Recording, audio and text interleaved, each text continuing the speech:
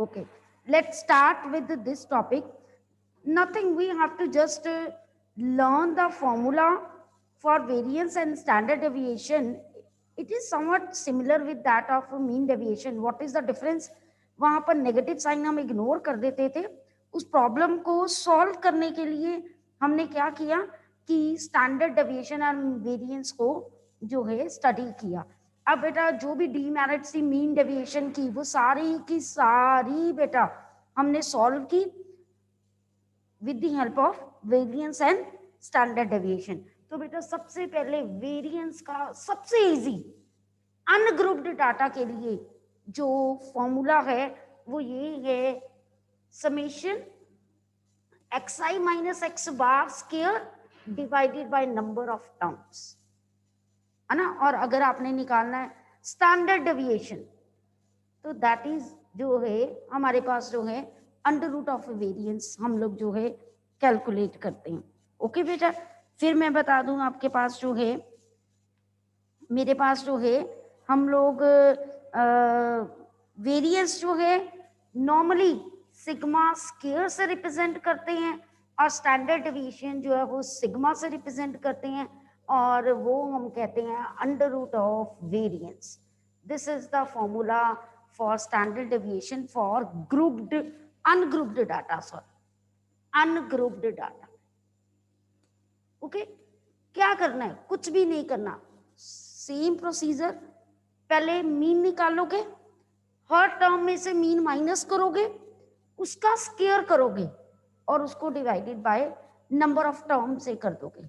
तो बेटा मुझे ये बताइए कि यहाँ कोई प्रॉब्लम नहीं आती है. अनग्रुप्ड डाटा तो होता ही थोड़ा सा है, 10 टर्म्स होती हैं या 15 टर्म्स होती हैं, कोई इतनी बड़ी प्रॉब्लम नहीं आती. प्रॉब्लम वहाँ आती है जहाँ पर डिस्क्रीट डाटा हो, जिसको हम ग्रुप्ड डाटा में लेते हैं, या कॉन्टिन्यूस डाटा वो भी ग्रुप्ड डाटा में आता है. सबसे ज्यादा प्रॉब्लम वहीं पे आती है जहाँ पर ग्रुप्ड डाटा होगा. तो उसको सॉल्व करने के लिए हम बाद में सारे क्वेश्चन इकट्ठे करेंगे. पहले मैं सारा बता दूंगी क्योंकि मीन डेविएशन में हम कर चुके हैं तो इसीलिए हमें कोई प्रॉब्लम नहीं आती ज्यादा. तो इसीलिए जो है हम ज्यादा जो प्रॉब्लम डिस्क्रीट डाटा में जो आती है उसको सॉल्व करने के लिए हम लोग क्या करेंगे बेटा, उसके लिए फॉर्मूलाज करेंगे और उसमें अलग अलग मेथड्स होते हैं. डायरेक्ट मेथड होता है, शॉर्टकट मेथड्स होती है. ये आप पे आप मीन किससे निकाल दो. ठीक है, तो पहला फॉर्मूला जो है मेरे पास, अब मैं डाटा लिखने लगी हूं. I am writing here for discrete data. Discrete data मतलब डिस्क्रीट फ्रीक्वेंसी डिस्ट्रीब्यूशन टेबल अगर मुझे दिया, कैसे दिया होता है, एक xi दिया होता है, एक fi दिया होता है ना डिस्क्रीट में. तो हमारे पास जो है मीन्स यहाँ value x1 f1, x2 f2, x3 f3, सो ये ऐसे डाटा दिया था. बिल्कुल सेम है जैसे आप मीन डेविएशन में करते थे कि डिस्क्रीट के साथ fi मल्टीप्लाई कर देते थे. अगर डिस्क्रीट डाटा है तो सेम हम यहाँ पर भी करते हैं कि क्या करते हैं, इन ऑर्डर टू इवैल्यूएट जो है दैट इज वेरिएंस. तो मेरे पास जो है वेरिएंस का, मैं बार बार कह रही हूँ, variance is represented by sigma square और यहाँ पर बेटा 1/n जो है समेशन आप लगाते हो बिल्कुल, xi जो है minus x bar square into fi. सिर्फ fi से आप क्या कर देते हो, मल्टीप्लाई कर देते हो. कई बच्चे इसको fi को आगे लिख देते हैं, एक ही बात है, मल्टीप्लाई करके समेशन लगाना. और यहाँ n की बजाय कई कैपिटल N लिख देते हैं या n की जगह पे समेशन fi लिख देते हैं. One is the same thing, कोई प्रॉब्लम नहीं. ओके बेटा, ये तो हम फॉर्मूला तब लगाते हैं जब डाटा बहुत ज्यादा जो है वैल्यूज ज्यादा नहीं होती हैं, स्मॉल स्मॉल वैल्यूज होती हैं, तो आप वेरिएंस कैलकुलेट कर लेते हो. अब बेटा मैंने जो है आपको एक शॉर्टकट फॉर्मूला बताना है जो आप चाहे डिस्क्रीट डाटा है चाहे कॉन्टिन्यूस डाटा है आप लगा सकते हो. उसमें क्या बेनिफिट होता है, आपको मीन पहले कैलकुलेट नहीं करना पड़ता. जैसे यहाँ पर आपको हर टर्म में से मीन माइनस करना पड़ रहा है, इसका मतलब पहले आप मीन निकालोगे फिर हर टर्म में से माइनस करोगे, तो वो हमें जरूरत नहीं पड़ती है। तो उसके लिए हमारा जो फॉर्मूला है बेटा देखिए वो क्या बन जाता है। I am rubbing this formula. The formula for that is, चाहे मैं स्टैंडर्ड डेविएशन का लिख दूं बेटा, चाहे मैं वेरिएंस का लिख दूं, एक ही बात है। स्टैंडर्ड डेविएशन में अंडर रूट आता है, वेरिएंस में अंडर रूट नहीं आता, बस यही फर्क है। तो मेरे पास जो है 1/n under root of n summation fi xi square minus summation fi xi whole square. आप ये भी लगा सकते हो, या और मैं इस n को, n क्या है समेशन fi, मैं इसको आउटसाइड ना लिखूं तो मैं अगर इनसाइड लेके जाऊंगी तो बेटा क्या बन जाएगा, ये n स्क्वायर बन जाएगा। तो ये फॉर्मूला क्या बन जाएगा बेटा, summation fi xi square over मेरे पास जो है 1n और n square cancel, n minus जब यहां n स्क्वायर जाएगा तो बेटा ये summation fi xi over n का होल स्क्वायर, तो वो बेसिकली मीन हो जाता है। देखिए यानी मीन का स्क्वायर, इसकी जगह समेशन fi भी लिख सकते हैं। You can apply this formula, this is the best and easiest formula for discrete and continuous data. यहाँ कोई प्रॉब्लम नहीं आती है आपको करने। यानी हमने टेबल कैसे बनाना है यहाँ पर, व्हाट आई नीड, मैं सबसे पहले fi xi बनाऊंगी एक, क्यों, I need summation fi xi, okay. तो यानी ये सम आएगा। उसके बाद व्हाट आई नीड, मैं सेकंड वाले फॉर्मूले को ही प्रेफर करती हूं। मैं बेटा बता दूं मुझे क्या चाहिए, fi xi स्क्वायर, यानी एक xi और होनी चाहिए। यानी बेस्ट वे पता क्या है कि इस कॉलम को xi से मल्टीप्लाई कर दो तो अपने आप बेटा वो fi xi स्क्वायर बन जाता है। चाहे आप xi स्क्वायर fi कर दो, चाहे fi xi स्क्वायर कर दो, वन इज द सेम, ठीक है जी। तो इसका सम आ जाएगा। और n किससे रिप्रेजेंट होना है, इस कॉलम से। यानी आप क्या करोगे यहाँ पर मेरे पास जो है, अगर आपने स्टैंडर्ड डेविएशन इवैल्यूएट करना है तो बेटा ये वाला कौन से कॉलम से आएगा, इसका सम फोर्थ कॉलम से, इसका सम सेकंड कॉलम से मेरे पास, और इसका सम थर्ड कॉलम से, और उसका स्क्वायर होना है। देखिए summation fi xi over n का स्क्वायर, और ये वैल्यू किससे आएगी, सेकंड कॉलम से। This is what we need to calculate standard deviation, okay बेटा। चलिए अब हम किस, इसमें बेटा सिर्फ xi का स्क्वायर हो रहा है, इसमें सिर्फ xi का स्क्वायर हो रहा है, और यहां पर पूरी टर्म के सम का स्क्वायर हो रहा है। This is the difference. यहां पहले स्क्वायरिंग कर रहे हैं, इसका सम बाद में लेंगे, उसमें पहले सम ले रहे हैं फिर स्क्वायर कर रहे हैं।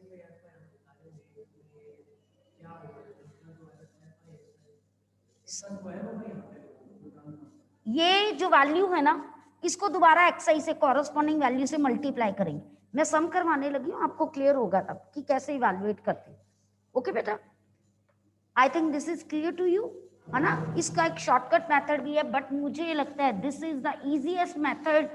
कोई भी डाटा आ जाए आप इससे बड़े आराम से इवैल्यूएट कर सकते हो। चलिए एक क्वेश्चन करते हैं ताकि आपको पता चल जाए, है ना। देखिए एग्जाम्पल 10th ऑन पेज 367 मेरे पास डाटा है। यहाँ पर क्या डाटा है बेटा, दैट इज एग्जाम्पल 10th में I am having calculate mean variance standard deviation, यहाँ पर उसने कहा है। तो अब बेटा देखिए, और मेरे पास दी हुई है क्लासेस दी हुई है, ये डिस्क्रीट और कॉन्टिन्यूस के लिए सेम फॉर्मूला अप्लाई हो सकता है। 30 to 40, 40 to 50, 50 to 60, 60 to 70, 70 to 80, after then 80 to 90, then 90 to 100, और क्या आया 3, 7, 12, 12, 15, 8, 3, 2. This is given to me. अब बेटा सबसे पहला काम है I need to calculate x i. For that बेटा what I have to do, calculate the middle value. अब मिडल वैल्यू के लिए यहां पर करेंगे तो 35, 45, 55, 65, 75, 85, here it 95. Okay beta. After then this is fi. पहला कॉलम मैंने आपको क्या बोला था, fi xi कैलकुलेट करना. ओके जी. तो अब बेटा देखिए 35 इंटू 3 मेरे पास जो है 15 और 1 105. देन इंटू 7 यहाँ पर हम करेंगे 5 3 28 एंड 3 31. मैं ये कैलकुलेशंस जो है डायरेक्टली लिख रही हूँ, ठीक है, so that it will save our time. मेरे पास जो है ये 660, then 975, then 2 you just check it 600. Yes, I think the values are written wrong somewhere. This is for this 105, 315, 660, then 9, then 600, then 225, okay, and then 190. okay, सिर्फ मैं columns बताने लगी हूँ. अब बेटा इसका sum, I need the sum of this जो है वो मैं बता दूं 3100. Okay, it is 3100. नाउ बेटा next column what I need according to the formula, I need x i square f i. अब ये कॉलम कैसे आएगा देखो, खुद सोचो. एक्सआई स्क्वायर मतलब ये टर्म का स्क्वायर और साथ में एफआई. टाइम सेव करने के लिए इनको तो एक बार किया ही हुआ है, इसको एक बार और करना है ना. तो यानी क्या करें, दोबारा इन दोनों को मल्टीप्लाई कर दें, अपने आप एक्सआई स्क्वायर इंटू एफआई हो जाएगा. ओके बेटा. तो जब मेरे पास जो है यहाँ पर बुक में उन्होंने दूसरा फॉर्मूला लगाया है, कोई प्रॉब्लम नहीं, आप जैसे मर्जी कर सकते हो, जैसे मर्जी जो है इसको इवैल्यूएट कर सकते हो. हमें कोई फर्क नहीं पड़ता कि हमने कैसे करना है, क्योंकि कभी भी लिखा नहीं आता use this formula, never it is written. Okay जी. तो अब मैं जो है कॉलम सिर्फ आपको बताऊंगी, फॉर्मूले में आप खुद पुट करोगे. ओके जी. तो मेरे पास जो है सबसे पहले अगर मैं देखूं बेटा तो इन दोनों को मल्टीप्लाई करेंगे. 35 into 105, 45 into 315, 55 into 660, then 65 into 975, 75 into 600, 85 into 225 और 95 into 190. मुझे पता है आपको अभी लग रहा होगा ये कैलकुलेशन ज्यादा है, क्योंकि अभी मैंने शॉर्टकट वाला तो बताया ही नहीं. जब वो बता दूंगी तो ये और इजी हो जाएगा, ठीक है ना. तो अभी तो हम नॉर्मल फॉर्मूले से कर रहे हैं, वो भी तो आना चाहिए हमें. तो अब बेटा इसका सम अब क्लियर कट है बेटा. मुझे क्या चाहिए, एफ आई एक्स आई का सम चाहिए, F I x I square का, यानी this will be represented by fifth column. यहाँ पर ये तो डिपेंड करता है ना कि कौन सा कॉलम कहाँ पर बना है. तो यहाँ पर मेरे पास जो है ये फिफ्थ कॉलम से रिप्रेजेंट हो रहा है, ये बेटा फोर्थ कॉलम से रिप्रेजेंट हो रहा है, और ये वाला जो है सेम सेकंड कॉलम से रिप्रेजेंट हो रहा है. पुट ऑल द वैल्यूज, सम कीजिए और यहाँ पर वैल्यूज, और ये मेरे पास क्या आएगा, that is standard deviation. Okay बेटा, I think you are able to do the calculations. I think you are able to do the calculations, है ना. किसी को कोई प्रॉब्लम तो नहीं है? Any problem to anyone? Again today Saransh is without mic, that means he is not able to listen my voice. तो बेटा कोई बेनिफिट नहीं है ऐसे एंटर करने का क्लास में. अटेंडेंस उन बच्चों की नहीं लगती है जिनका माइक विजिबल नहीं होता हमारे पास. चलिए बेटा anything you want to ask? सबको क्लियर है? Kanuba, is it clear to you? Yes ma'am. बहुत देर बाद क्लास लगाई ना कानुबा, अब छुट्टी नहीं करनी, ठीक है बेटा? Okay ma'am. गुड।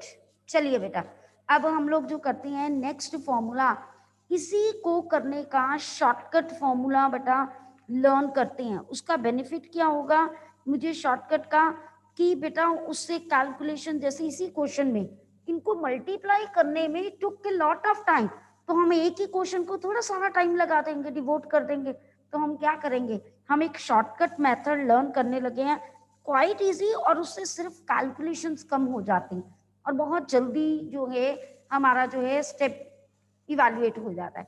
चलिए अब हम वो फॉर्मूला लर्न करते हैं। हमारे पास जो है shortcut formula to evaluate variance and standard deviation है, बिल्कुल ऐसा ही, सिर्फ डिफरेंस क्या है मैं आपको बता देती हूँ। अब एक क्वेश्चन आप लोग करोगे और आप ही मुझे आंसर बताओगे सब बच्चे। पहले मैं आपको फॉर्मूला बता दूं बेटा, मेरे पास जो है शॉर्टकट फॉर्मूला जो है उसके लिए बेटा हम सबसे पहले, जैसे आपको याद है 10th में हम मीन का करते थे, ऐसे ही यहाँ पर इसका शॉर्टकट फॉर्मूला है। और वो क्या है, सपोज क्लास इंटरवल्स यहाँ आपने xi निकाल लिया, आपने fi निकाल लिया, ओके। उसके बाद हम yi कैलकुलेट कर लेते हैं, हर टर्म में से एक वैल्यू माइनस करके, और वो किसी से डिवाइड हो रहा है h क्लास इंटरवल से, उसको डिवाइड करते हैं तो वो बेटा रिड्यूस हो जाता है हमारे पास, ओके। तो उसके बाद बेटा हम लोग क्या करते हैं, फॉर्मूला बिल्कुल सेम, बिल्कुल सेम, सिर्फ बेटा हम लोग क्या करेंगे, यहाँ xi की जगह पे मेरे पास जो है yi आ जाता है, दूसरा बाहर साथ में क्या लग जाता है, h मल्टीप्लाई हो जाता है, बस कुछ भी नहीं। मैं फिर बता देती हूँ, फॉर्मूला मेरा क्या बन जाता है स्टैंडर्ड डेविएशन का, h अंडर रूट जो है summation fi yi square over n minus summation fi yi over n जो है होल स्क्वायर, ओके बेटा।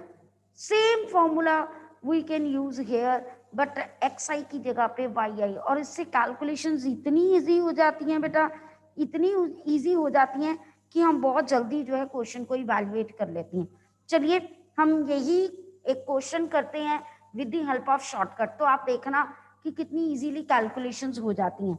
मैं सीधा मिडल वैल्यूज लिख रही हूँ, 35, 45, 55, मैं एग्जाम्पल 12th कंसिडर कर रही हूँ बेटा आप लोगों के लिए। 55, 65, 75, 85 एंड 95, ओके जी। अब मेरे पास जो है fi that is given to me 3, 7, 12, 15, 8, 3, 2 that is given to me. तो बेटा अब मेरे पास जो है सबसे पहले मैंने सिलेक्ट करना है कि what is A and what is H. तो बेटा ए तो हमें पता है, यहाँ पर जो इंटरवल दिया हुआ था ना बेटा, मैं वो बता दूं 30 to 40, यानी 10 की विड्थ दी हुई थी। तो बेटा यहाँ पर अगर आप देखोगे xi मेरे पास है, ए हम क्या लेते हैं, middle value of xi approximately, ये आप पे है। कई बच्चे 55 से कर लेते हैं, कई 65 से, कोई हार्ड एंड फास्ट रूल नहीं है। वैसे ही हम नॉर्मली जो ए होता है वो अज्यूम्ड मीन लेते हैं, और जिसे हम क्या किससे डिनोट करते हैं, हमेशा middle value of xi। Middle value पता चल गई मुझे ए 65। अब एच क्या लेंगे बेटा मेरे पास, that is the class interval width होती है नॉर्मली, या माइनस करने पे जो फैक्टर्स आता है, मींस अगर आप देखिए तो मैंने xi माइनस किया तो मेरे पास माइनस जो है अगर 30 आया तो वो कौन से टेबल में जा रहा है, 10 के टेबल में। सारा जो एक कॉमन फैक्टर जो होता है इस कॉलम का उससे करते हैं। नहीं तो मैं बेस्ट आप विड्थ भी ले सकते हो, 10 इज द विड्थ तो 100% उस पे जाएगा। ओके जी, इसको क्लास साइज भी आप कह देते हो। तो अब बेटा देखिए मेरे पास तो है यहाँ पर 35 minus 65 minus 30 minus 30 divided by 10, तो मेरे पास -3 आया। और ये कॉन्टिन्यूस में आता है, आपको ये पता है कि एक बार अगर -3 आ गया, मुझे पता है अगला -2 -1 0 1 2 3 चेक जरूर कर लेना ताकि कोई मिस्टेक ना हो। एक बार चेक कर लें, 85 माइनस 65 20 डिवाइडेड बाय 10 2 आ गया। अब मेरे पास तो है वाई आई इवेल्युएट हो गया। अब मुझे क्या चाहिए बेटा, अगर आपको पता हो यहाँ पर तो what I need again same f I Y i. वो कैसे इवेल्युएट करेंगे, एफ आई ए है वाई आई ए है, इन दोनों को मल्टीप्लाई करके करना ही पड़ेगा हमें। -9 -14 -12 0 8 6 अगला कॉलम कैसे चाहिए हमें, F I Y I square, यानी इस कॉलम को एक बार वाई आई से फिर मल्टीप्लाई कर लो, कोई प्रॉब्लम नहीं। देखिए 27 देन 28 देन 12 0 8 12 18 कर लिया मल्टीप्लाई। अब बेटा हमें सिर्फ क्या चाहिए, अब इन लोगों का सम चाहिए, एक इस कॉलम का सम चाहिए, एक इस कॉलम का सम चाहिए, और बाहर एच जरूर लगाना है यहाँ स्टैंडर्ड डिवीजन। ओके जी, is it clear? I think you are able to put all the values, और समेशन एफ आई की वैल्यूज चाहिए, ये सारी वैल्यूज आप पुट कीजिए and you will able to get the answer. Any problem to anyone? Anything you want to ask? हाँ जी महक, okay, Rasika is saying okay ma'am. Mahak, any problem is there?